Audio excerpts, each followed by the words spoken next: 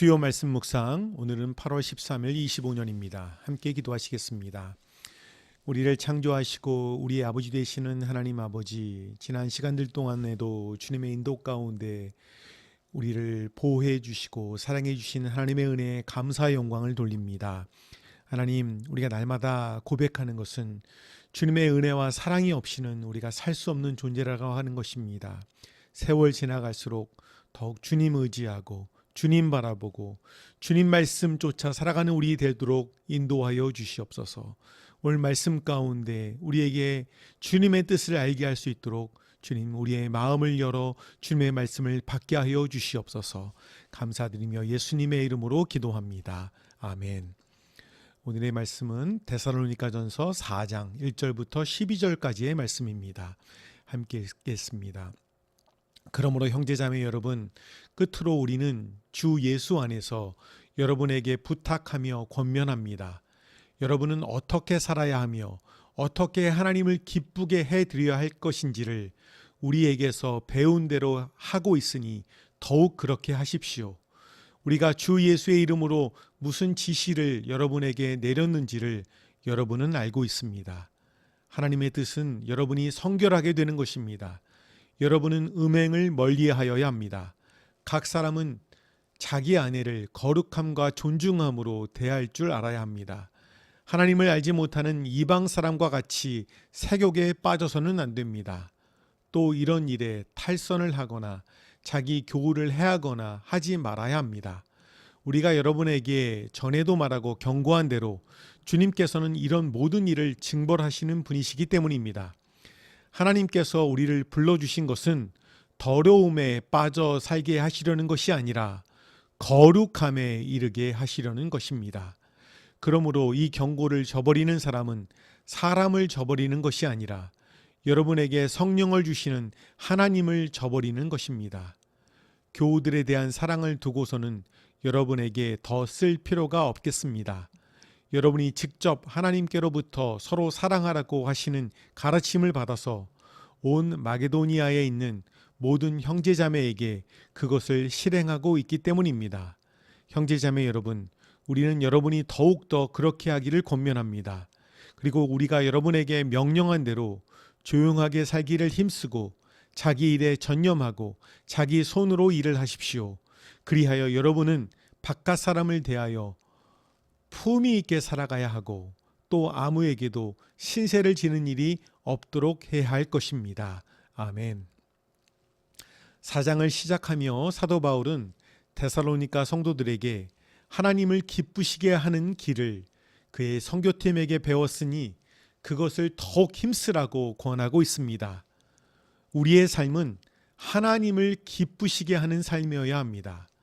어떻게 말하고 어떻게 사는 길이 하나님을 기쁘시게 할 것인가를 늘 생각하고 기도하며 살아야 할 것입니다.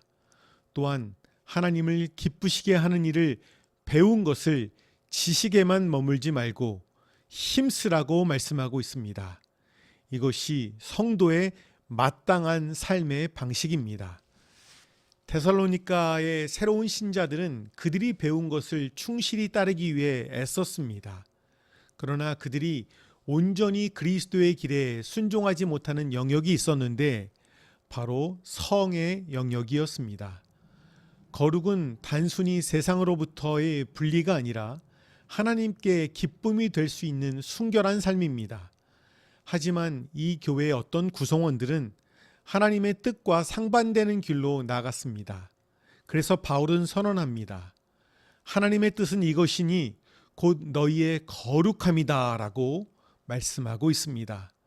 이 거룩함은 음란에서 떠나는 것을 말하고 있습니다. 여기에서 사용된 음란, 포르네니아라는 단어는 결혼 밖에서 일어나는 모든 성적인 행동을 가리키는 것으로 간음, 동성애, 소아성애 등을 다 포괄하는 표현입니다. 로마 시대의 성적 타락은 보편적이었고 사람들 사이에 만연했습니다. 이 시대의 특징도 성적인 타락이라고 말할 수 있습니다. 어린이부터 노년에 이르기까지 각종 음란물을 쉽게 접하고 있습니다. 로맨스라는 이름으로 불륜을 미화하는 각종 영화와 드라마가 현실에서도 벌어지고 있는 모습입니다. 우리는 4절의 말씀대로 자신에게 허락한 배우자를 거룩함과 존중함으로 대할 줄 알아야 합니다. 그리고 성적인 유혹과 그거에 따르는 결과가 얼마나 우리를 비참하게 만드는 것임을 알아야 합니다. 날마다 성령 충만하여 성적 음란에서 벗어날 수 있는 우리 모두가 되기를 축복합니다.